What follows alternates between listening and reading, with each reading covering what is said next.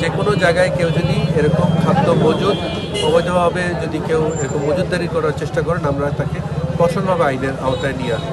এই ব্যাপারে আমাদের সকল আইন শৃঙ্খলা বাহিনীর প্রতিটি সদস্য প্রত্যেকে আমরা একেবারে একমত এবং এই ব্যাপারে আমাদের কোনো জিরো টলারেন্স আমরা কাজ করি। আমরা চাই রমজানে খাদ্যের যে সরবরাহ, পণ্যের যে সরবরাহ এটি স্বাভাবিক থাকবে এবং স্বাভাবিকভাবে বছরের প্রতিটা অন্যান্য সময় যেরকম স্বাভাবিক দাম থাকে রমজানেও এরকম দাম থাকে।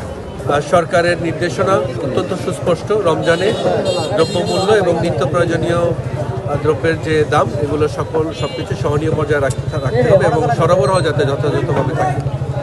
জেলা প্রশাসন কক্সবাজার ইতোমধ্যে দীর্ঘ সময় ধরে বাজার মনিটরিংয়ের জন্য যে বিশেষ টাস্কফোর্স, সেই টাস্কফোর্সের কার্যক্রম পরিচালনা করছে প্রতিদিন।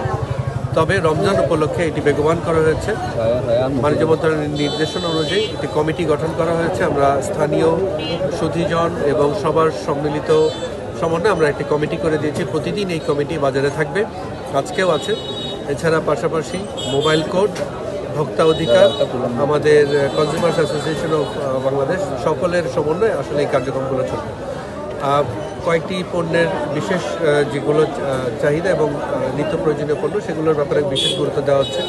চাল, ডাল, সয়াবিন তেল, খেজুর, এই 5টি পণ্যের আমাদের যে সরবরাহ সেগুলো যাতে আমাদের যথাযথ থাকে। পাশাপাশি খাদ্য মন্ত্রণালয় থেকে এবং বাণিজ্য মন্ত্রণালয় থেকে বিশেষ কিছু সুবিধা কার্যক্রম গ্রহণ করা হয়েছে। একটি হচ্ছে OMS খাদ্য মন্ত্রণালয় এবং আরেকটি হচ্ছে খাদ্যবান্ধব কর্মসূচি, যেটি অলরেডি শুরু হয়েছে এবং চলমানও আছে।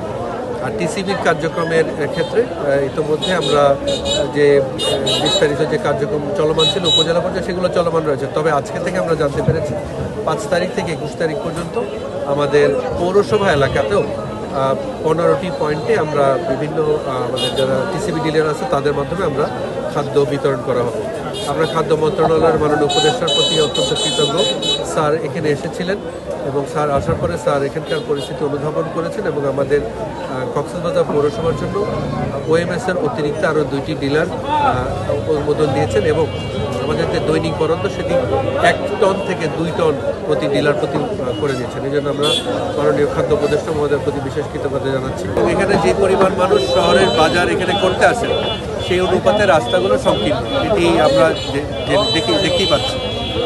তারপরেও এখানে মালামাল নিয়ে গাড়ি ঢোকেন, অনেকে যারা বাজার করতে আসেন তারাও অনেকে রিক্সা এবং অটো রিক্সা নিয়ে আসেন।